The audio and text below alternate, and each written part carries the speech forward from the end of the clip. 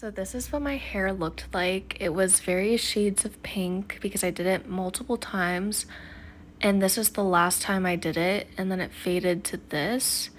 And this is me just getting ready to do a bleach bath. I'm going to be using the Ion bleach and a 20 volume developer and just mixing in some shampoo on damp hair.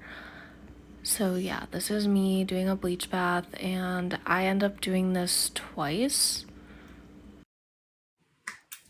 Okay, so I'm now back to talking in not voiceover, if I do voiceover, but this is kind of what happened. And no, I'm not super happy that I had to damage my hair. But I did 2 bleach baths, and I feel like my theory is that since my hair was pink, like everything else is pretty blonde except for like this and most pronouncedly this part. And what's interesting is that while my hair was pink and it was just naturally fading, like I wasn't trying to get it out, this was always the part that stuck the most vibrant throughout my pink hair journey. I was like, okay, that's gonna be hard to get out because I never like faded my hair completely because I was keeping up with the pink hair, but I knew this was probably gonna be hard to get out because it was always the part that faded the least. And so I was right about that.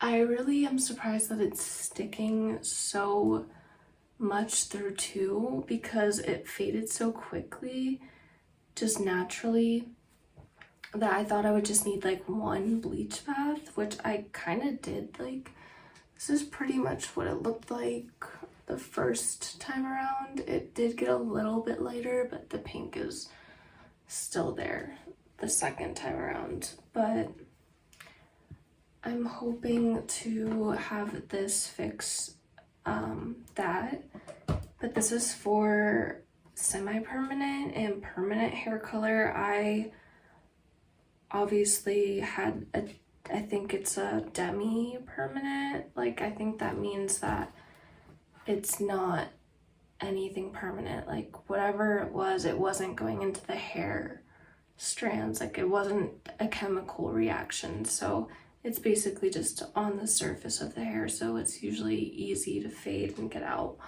So that's why I'm thinking that this was just stained, or like for some reason it just like really sticks to this part. I don't know why. I don't think this is like damaging. I just know you have to rinse your hair a lot because I did use this once from going red to blonde and it like definitely helped. Obviously that's not going to get rid of all the red in your hair, like it's just gonna do like the heavy lifting. But for this, I'm hoping, since it's not like crazy like red, it's just a tint, that it'll just be enough to get it out.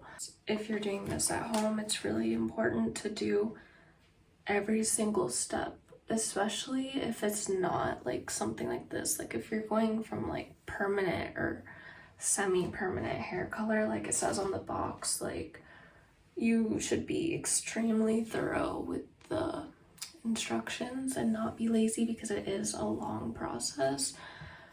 But if you don't want to waste your time, like, do exactly what it says. And you have to rinse your hair for a long time. Like, I'm obviously it would have like wiggle room since like this isn't an extreme or permanent hair color, but I'm gonna do it as like closely to what the instructions are. Also, if you do read the instructions, it's just to warn you, it says to rinse for 20 minutes once you process for 20 minutes. So after you process for 20 minutes, you're supposed to rinse your hair for 20 minutes. And yeah, that's important. Just letting you know. Like, I might not have to do it for that long, but who knows, maybe there's like a reason why like you want to make sure everything's out, but I think it's more important for like obviously darker colored hair or permanent, semi-permanent hair. And then you're supposed to shampoo and rinse for another 5 minutes and then repeat the shampoo in 5 minutes another 2 times. So altogether you're rinsing 35 minutes and shampooing 3 times, which is crazy. So yeah, just letting you know, it's like a lot of time. So I ended up basically reading the instructions for you just because whoever does end up watching this, I just want to make sure that they are doing this right, because it's a waste of time and money if you don't. And I'm not saying that bad towards anyone, like everybody does that. They don't read or they don't think they need to follow the full instructions, but for this, you definitely need to do that. Shake for 30 seconds. So this is me just going section by section, starting from the bottom, applying the mixture, and yeah, just showing you how I do it, the process.